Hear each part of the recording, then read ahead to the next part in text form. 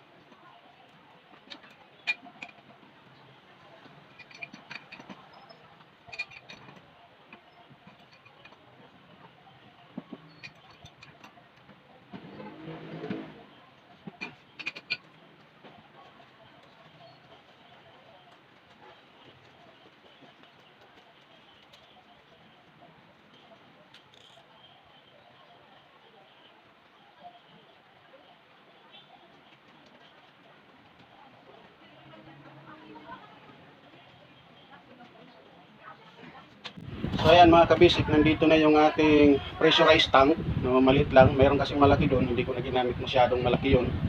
So yun ang kanyang supply. Dito yung saksyon niya, at saka ito yung motor na gagamitin natin. Ito yung supply papunta doon, papunta dito sa taas. Ito. At saka dito naman yung saksyon niya papunta doon sa tubig na kukunan niya ng supply dito. So ito yung hihigop, dito lalabas, papasok dito, doon lalabas. Ang naging plano ko kasi dapat dito siya sa ibabaw. Kaya lang mga kabisik, pag ano, kapag dito natin sa ibabaw inilagay, baka hindi makahigop yung ating pump.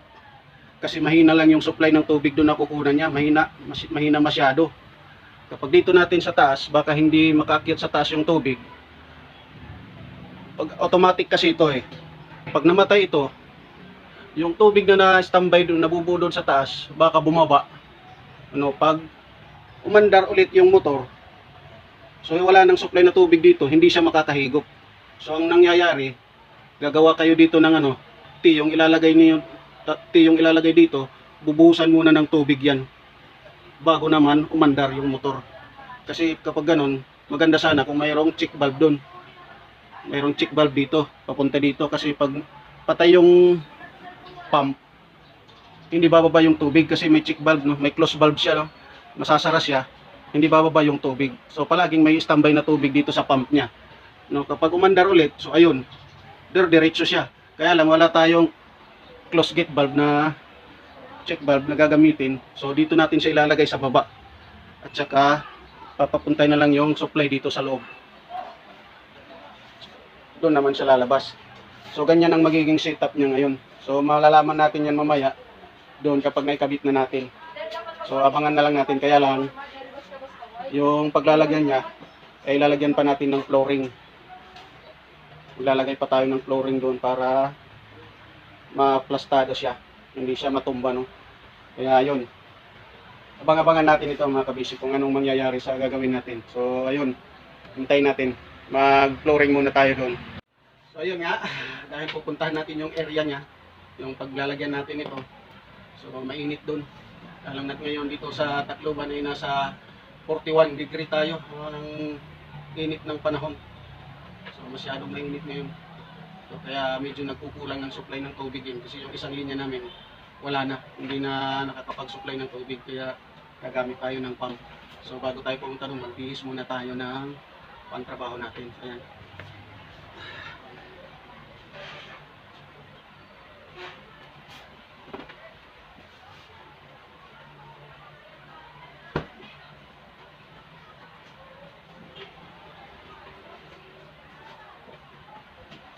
Nagre-repair ka mo kung ano na icon. I-install mo. Kami naman ang isa niyan dito. Kanina yung palit. Pero hindi napalit ng bumba. Buka. Wala. Nakasulat dito upat. Buka mo lang. Wala, yung palit. Kaya ang ruba, wala. Kaya yung gadat ay ni. Parang Para ini. may function ng bubutan. Kaya mo malat may supply na. So ayan dyan, mga kabisik, dito yung nakita kong magandang area na lagyan natin. Nandito naman yung pipe. Saka dito tayo mag-flooring ngayon. Para mamaya tanghali, toyo na siya, pwede na natin ilagay yung pump. So ayan, linisan muna natin ito. Ano man ang sabihin nila, ika'y patuloy kong mamahalin. Maging sino ka man, di na magbabago ang pag-ibig ko. Kahit na mahal kita, walang makakapigil sa aking damdamin. Upang ikaw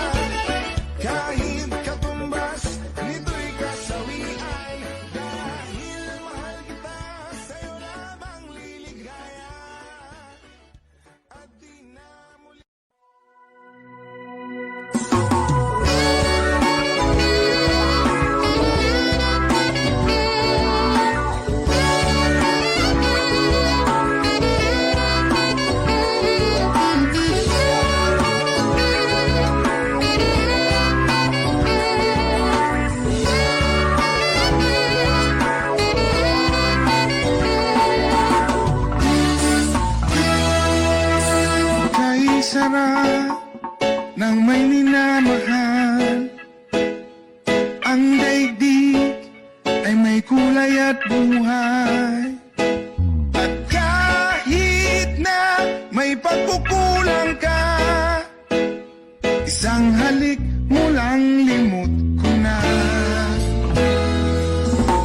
Kay sarap ng may minamahal. Asahan mo, pag-ibig ko'y tunay. Ang nais ko'y laging kapiling ka. Alam mo bang tanging ligaya ka? Sa tuwin ay naalala ka. Sa pangarap, laging kasama ka. Ikaw ang alaala sa aking pag-iisa. Wala nang iibigin pang iba. Kay sarap ng may minamahal. Asahan mo, pag-ibig ko'y tunay. Ang nais ko'y laging kapiling ka. Alam mo bang tanging ligaya ka? Sa tuwin ay naalala ka. Sa pangarap, laging kasama ka. Ikaw ang alaala sa aking pag-iisa. Wala nang iibigin pang iba.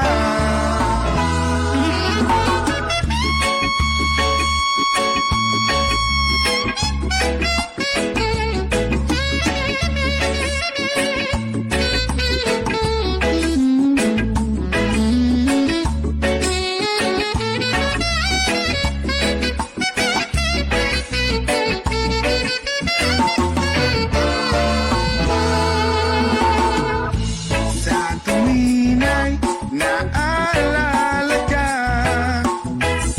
Sa pangarap, laging kasama ka. Ikaw ang alaala sa aking pag-iisa. Wala nang iibigin pang iba. Sa tuwin ay naalala ka. Sa pangarap, laging kasama ka. Ikaw ang alaala sa aking pag-iisa. Wala nang iibigin pang iba. Wala nang iibigin pang iba. Wala nang iibigin pang iba.